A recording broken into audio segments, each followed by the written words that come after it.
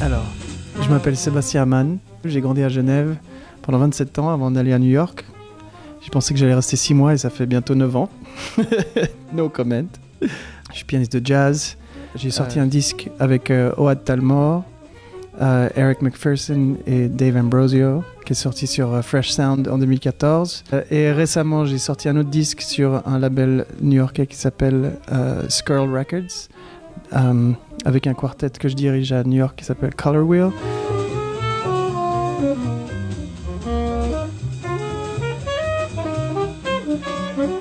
Je me souviens que j'avais une amie de ma grand-mère qui avait un piano qu'elle savait pas quoi en faire, et mes parents avaient un sous-sol et lui ont dit vous pouvez mettre le piano ici chez nous, et j'ai commencé à jouer quand j'étais très jeune, et puis après mes parents se sont dit tiens, peut-être ça l'intéresse, et puis ils m'ont inscrit au piano. Il y a aussi un voisin qui était très important dans mon éducation, parce qu'il jouait à Elton John sans partition, et quand j'ai vu ça je me suis dit il faut que je fasse ça. Je suis devenu un fan de Elton John.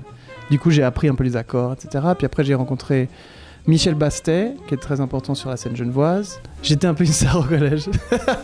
je pense, ouais. Je veux dire, j'ai quand même joué dans Lola à la fête des Mathieu. C'est quand même pas rien. Et puis, j'ai commencé l'école professionnelle de l'AMR.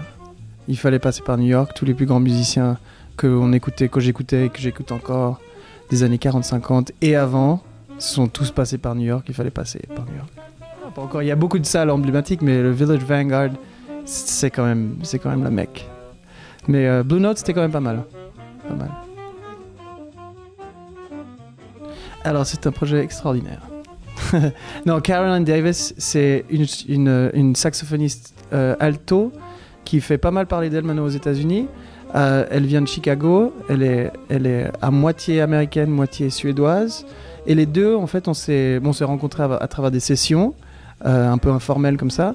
Et on a réalisé qu'on aimait les deux la musique de Lenny Tristano. Donc on s'est dit, on va monter un projet, mais on va écrire nos compositions originales.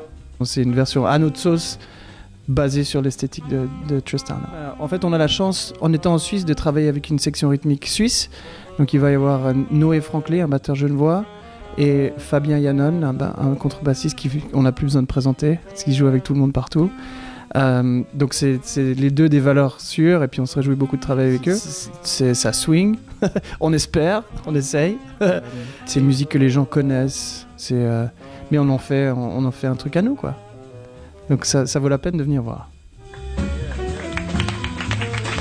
No comment. C'est toujours une question qui me taraude. Le but c'était de partir 6 mois, donc là ça fait 9 ans. Donc la première question chaque fois que je rentre, c'est alors c'est quand tu reviens. Quand on joue de la musique, c'est une vraie démocratie. C'est une vraie démocratie. Quand on joue en groupe, on est obligé d'accepter les positions des autres, de les utiliser et puis d'en faire quelque chose. Donc on est obligé de trouver un terrain d'entente. Non, Trump, ça aide pas. Ça aide. Les autres pays dans le monde devraient avoir un droit de vote aux États-Unis, parce que c'est quand même tellement important. Tout le monde devrait pouvoir décider qui est le président des États-Unis. Je me suis fait tromper. Couper.